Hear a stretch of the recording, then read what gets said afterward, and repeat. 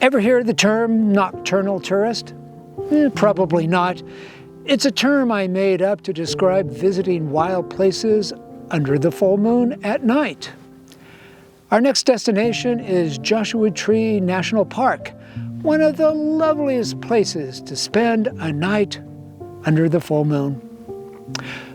I brought a headlamp, but I'm probably not going to need it.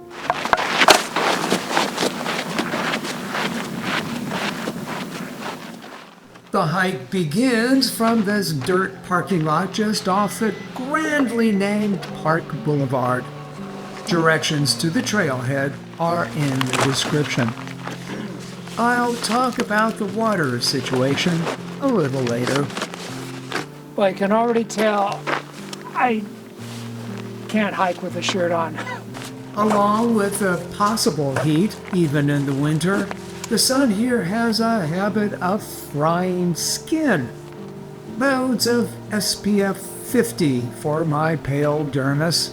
Oh yes, that is really heavy.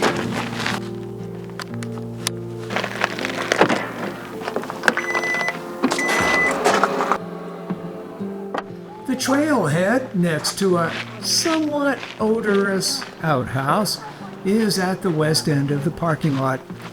Kudos to the park for making this a wide, easily recognized trail. Having said that, I always keep in mind that wandering off trail makes it easy to get lost here in such an amorphous landscape. As is obvious, we start out on a nearly flat trail. And it stays that way for a little more than 2 miles. On the way to the campsite, we gain a mere 335 feet.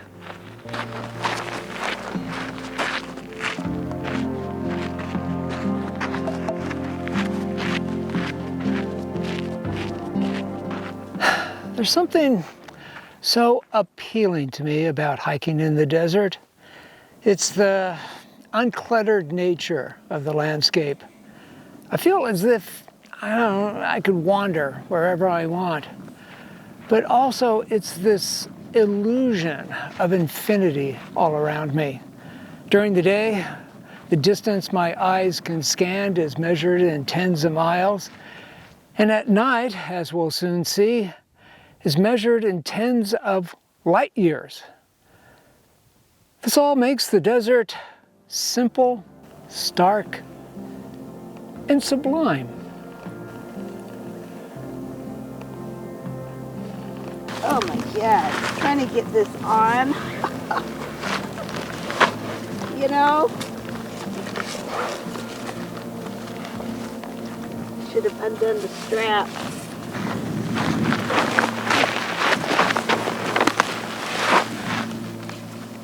Just a quick navigational note. We pass several spur trails going to popular rock climbing spots. We stick to the wider Boy Scout Trail. Now, speaking of rock, what we have all around here is Monzo granite, which oozed up through the Earth's crust in molten form, of course, and then cooled just below the surface. Later, erosion exposed all this. After 1.2 miles, we come to the Willow Hole Trail that takes day hikers to the aptly named Wonderland of Rocks. Some other time, our route veers to the left. We might as well get this depressing bit out of the way. Joshua trees. They are a declining species thanks to the environment here getting warmer. According to current studies, if the average temperature here rises 8 degrees, 90% of the trees will be gone. Now, part of that is because the plants almost wholly depend on yucca moths to pollinate them. And the moths are not tolerating the extra heat. See, I told you it's depressing.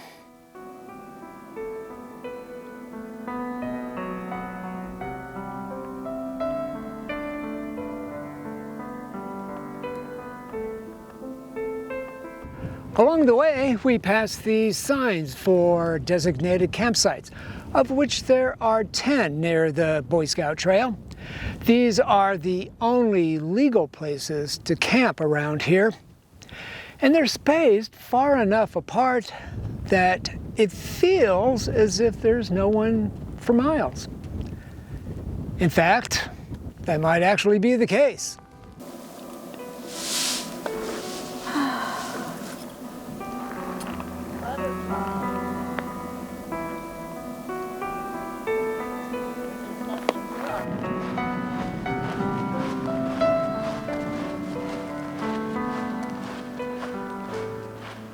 There is one major inconvenience when backpacking in the desert. Generally speaking, there's no water. The rule is to bring 1 gallon of water per person per day. Yikes! That is 16 pounds for a 2-day trip. Now I have to admit, I figured that because this was a relatively short hike and in cooler weather, I needed to only bring 5 liters. Don't tell anybody. If it was warmer, I would need to bring more because I could easily sweat out 3 or more pounds. So the bottom line is, people have died out here, not because of starvation, but because of dehydration.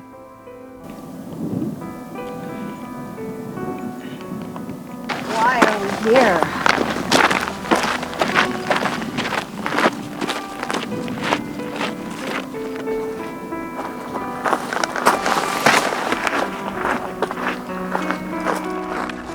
About a mile later, the trail climbs slightly through boulders and then descends into a wash.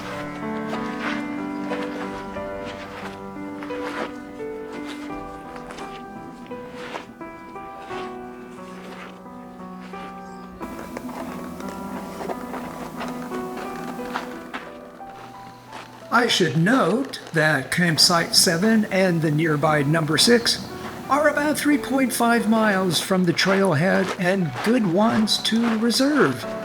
We continue farther for the semi-rational reason that I hadn't seen what's beyond them and wanted to explore.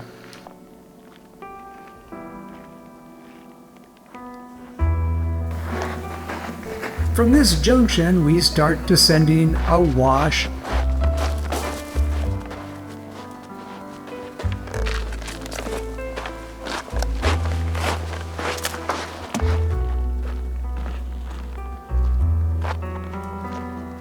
The downhill continues for more than 2 miles with occasional views toward the town of 29 Palms, as well as the Indian Cove campground near the end of the Boy Scout Trail.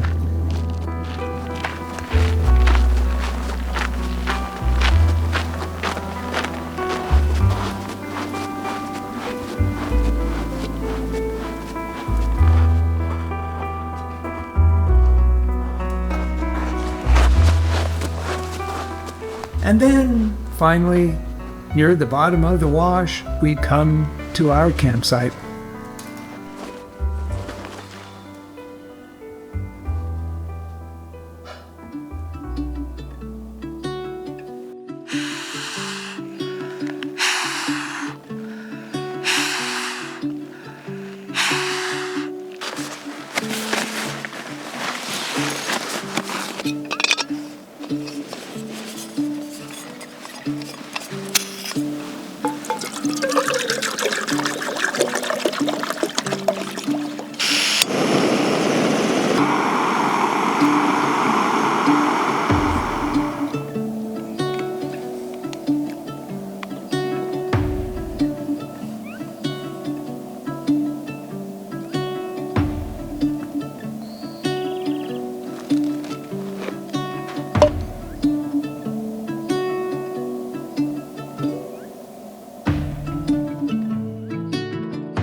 As I promised, we're here for the full moon, and it doesn't disappoint. As the moon rises, the campsite is bathed in ethereal, soft light. The boulders seem less jagged, smoother. The Joshua trees not quite so sinister as they are in the day. The mystic light is bright enough to walk about without a headlamp, but I always bring one just in case. Being a nocturnal tourist is a revelatory experience. When I look up, I'm reminded how we came from stardust. We're just as magical as the universe.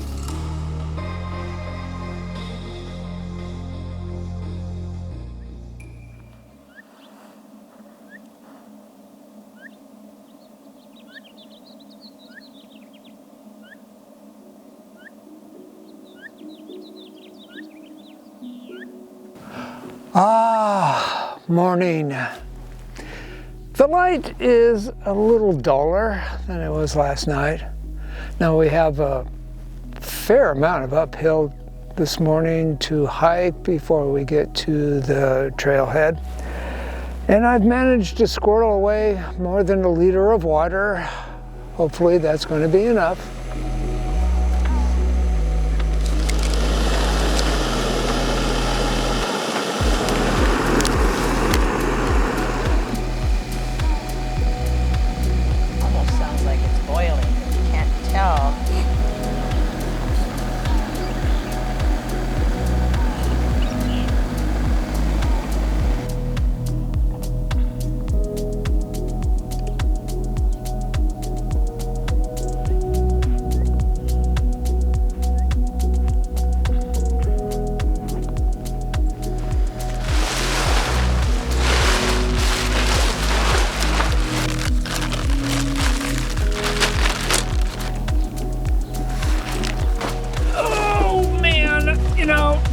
This pack doesn't feel much lighter. I have to admit, I was dreading the return hike to the car, given that some of it involves a 2-mile climb out of the wash. However, it isn't so bad. A few sections of it are steep, but in the morning the temperatures are tolerable, but getting warmer. What I like about doubling back the next day is seeing the landscapes we first walked through in the late afternoon yesterday. They're now in the early daylight. Everything looks different. It's almost as if we're not repeating the same terrain. Definitely warmer. Yeah.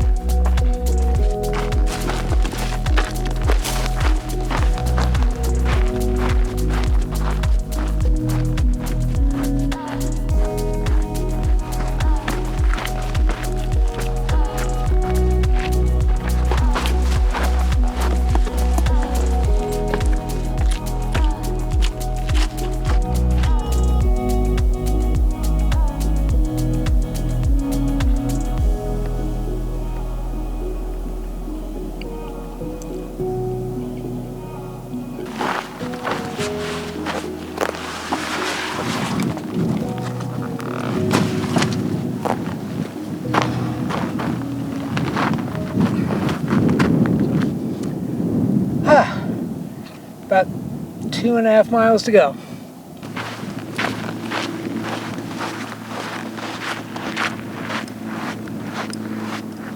After walking nearly 7 miles, we get to the parking lot, and guess what? I still have some water left.